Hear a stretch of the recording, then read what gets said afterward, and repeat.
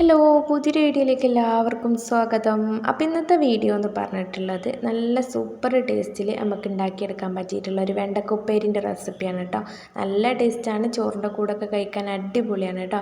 അപ്പോൾ അതെങ്ങനെ ഉണ്ടാക്കുന്നത് നോക്കാം. അതിന് വേണ്ടിയിട്ട് ഒരു പാൻ അടുപ്പത്ത് വെക്കുക. അതിലേക്ക് 2 ടേബിൾ സ്പൂണോളം വെളിച്ചെണ്ണ ഒന്ന് ഒഴിച്ച് കൊടുക്കുന്നുണ്ട്. അതൊന്ന് ചൂടായി കഴിഞ്ഞാൽ അതിലേക്ക് കുറച്ച് കടുകും അതുപോലെ കുറച്ച് ഉഴുന്നും കൂടി ഇട്ട് കൊടുക്കുക കേട്ടോ. അതൊന്ന് ഇട്ട് കൊടുത്തിട്ട് അതൊന്ന് പൊട്ടിച്ചെടുക്കുക. എന്നിട്ട് അതിലേക്ക് ഒരു ചെറിയ സവാള ഒന്ന് ചെറുതാക്കി കട്ട് ചെയ്തും കൂടി ഇട്ട് കൊടുക്കുന്നുണ്ട്. എന്നിട്ടൊന്ന് ജസ്റ്റ് മിക്സാക്കി കൊടുക്കുക. ഈ സവാള ഒന്ന് ആ എണ്ണയിലൊന്ന് മിക്സാക്കി കൊടുത്താൽ മതി. എന്നിട്ട് അതിലേക്ക് 4-5 അല്ലി വെളുത്തുള്ളി ഒന്ന് ചതച്ചിട്ട് അതും കൂടി ഇട്ട് കൊടുക്കുക. പിന്നെ പച്ചമുളക് വേണമെന്നുണ്ടെങ്കിൽ അതും കൂടി ഇട്ട് കൊടുക്കുക കേട്ടോ. എന്നിട്ട് ഇതെല്ലാം പാടെ നന്നായിട്ട് ഒന്ന് മിക്സ് ചെയ്തെടുക്കുക.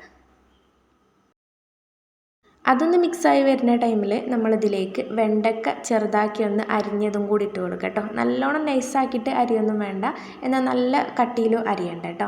പിന്നെ അതിലേക്ക് ഒരു ചെറിയ ഉരുളങ്കിഴങ്ങും കൂടി ചെറുതാക്കി നൈസാക്കിയിട്ട് കട്ട് ചെയ്തും കൂടി ഇട്ട് കൊടുക്കുക. പിന്നെ ആവശ്യത്തിന് കറിവേപ്പിൻ്റെലും കൂടി ഇട്ട് കൊടുത്തിട്ട് നന്നായിട്ട് തന്നെ ഒന്ന് മിക്സ് ചെയ്തെടുക്കുക കേട്ടോ.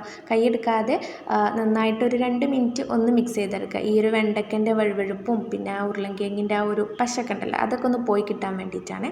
അങ്ങനെ ഒന്ന് മിക്സ് ചെയ്ത് കൊടുത്തു കഴിഞ്ഞാൽ ഇനി നമ്മളിതിലേക്ക് ആവശ്യത്തിന് മസാല പൗഡേഴ്സ് ഒന്ന് ഇട്ട് കൊടുക്കുന്നുണ്ട്. അപ്പം ഒരു 1/4 ടീസ്പൂണ് മുളക് പൊടി, അതുപോലെ 1/4 ടീസ്പൂണ് മല്ലിപ്പൊടി, കുറച്ച് മാത്രം മഞ്ഞൾപ്പൊടി ഇട്ട് കൊടുക്കുന്നുണ്ട്. അതുപോലെ ഒരു 1/4 ടീസ്പൂണ് ഗരം മസാലയും കൂടി ഇട്ട് കൊടുക്കുന്നുണ്ട് കേട്ടോ. പിന്നെ നിങ്ങൾക്ക് വേണമെന്നുണ്ടെങ്കിൽ 1/4 ടീസ്പൂണ് കുരുമുളക് പൊടിയും കൂടി ഇട്ട് കൊടുക്കുക. അതിപ്പോൾ ഞാൻ ഇട്ട് കൊടുക്കുന്നുണ്ട്, ഇല്ലയെന്നുണ്ടെങ്കിൽ അത് സ്കിപ്പ് ചെയ്യുക കേട്ടോ.